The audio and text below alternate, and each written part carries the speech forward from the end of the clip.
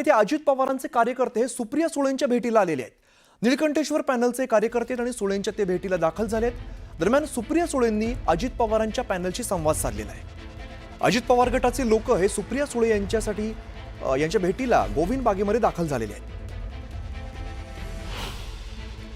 निळकंठेश्वर पॅनलचे कार्यकर्ते आहेत जे सुप्रिया सुळे यांच्या भेटीला दाखल झालेल्या आपल्याला दृश्यांमध्ये दिसत आहेत। दरम्यान सुप्रिया सुळेंनी सुद्धा अजित पवारांच्या पॅनलशी संवाद साधलेला आहे।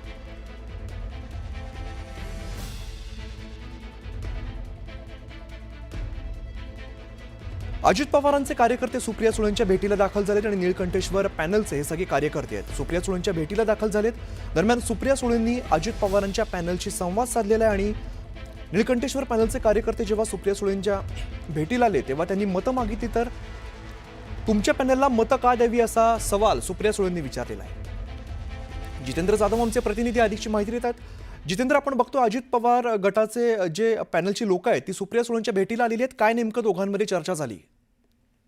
अजिंक्य, आपण बघतोय की माळेगावच्या कारखान्याकडे पुणे जिल्ह्याचेच नाही तर संपूर्ण राज्याचे लक्ष लागलेले आहे। आज देखील सकाळी 9 वाजल्यापासून पवार साहेबांना भेटण्यासाठी शरद पवार गटाचे शिष्टमंडळ गोविंद बागेत दाखल झालं होतं आणि या ठिकाणी मार्गदर्शन करत असताना सुप्रिया सुळे पहिल्या सत्रामध्ये बोलत असताना ते म्हणले की एकंदरीत या कारखान्यामध्ये 3 पॅनल झालेले आहे।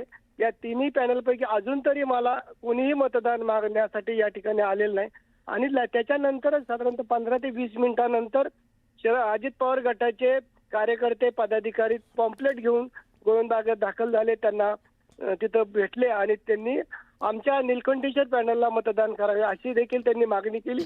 मागणी करत असताना सुप्रिया सुळे यांनी एवढं बी त्यांना विचारलंय की तुमच्याच पॅनलला मतदान का करावं असा सवाल त्यांनी उपस्थित केला। आणि एकंदरीत आपण बघतोय की जी माळेगावच्या इलेक्शनची पार्श्वभूमी फक्त अजित पवारच होती, परंतु आता भाजप असेल, शरद पवार असेल, खासदार सुप्रिया सुळे असतील यांनी देखील सहभाग घेतल्याचं आपल्याला पाहायला मिळतंय। निश्चित, धन्यवाद या सगळ्या सविस्तर माहितीसाठी। हिंदी सक्ती नाही, मात्र 3 भाषा शिकाव्याच लागणार। राज्याच्या शालेय शिक्षण विभागाच्या नव्या आदेशानं पुन्हा वादाची ठिणगी।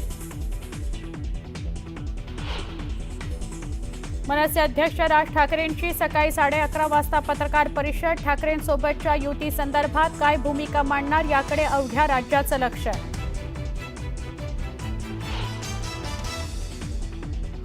पुढील काही महिन्यात भाजपमध्ये पक्षप्रवेशाचा धडाका। नाशिक, पश्चिम महाराष्ट्र, मराठवाडा आणि कोकण विभागात महाविकास आघाडीला पडणार भगदाड। मवियाचे बडे नेते भाजपच्या संपर्कात असल्याची माहिती।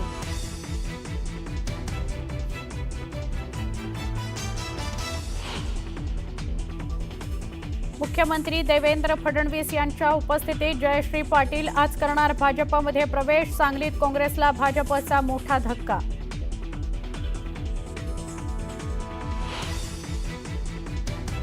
उद्धव ठाकरेंनी वर्धापन दिनापूर्वीच बोलावली तातडीची बैठक। मुंबईतील सगळ्या माजी नगरसेवकांची मातोश्रीवर बैठक। पालिका निवडणुकीच्या पार्श्वभूमीवर बैठकीला महत्त्व।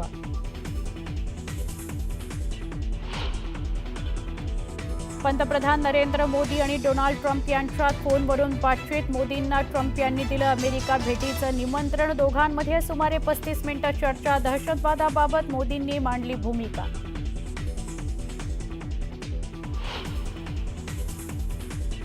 G7 परिषदेमध्ये पंतप्रधान नरेंद्र मोदींची कॅनडाचे पंतप्रधान मार्क कार्नी यांच्याशी चर्चा। भारत आणि कॅनडामधील द्विपक्षीय संबंधांवर झाला संवाद।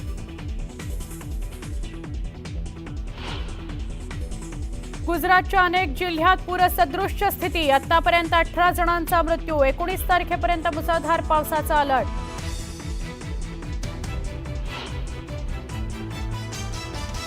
जगद्गुरू संत तुकाराम महाराजांचा आज पालखी प्रस्थान सोहळा। पहाटेपासून काकड आरती आणि महापूजेनं सोहळ्याला सुरुवात।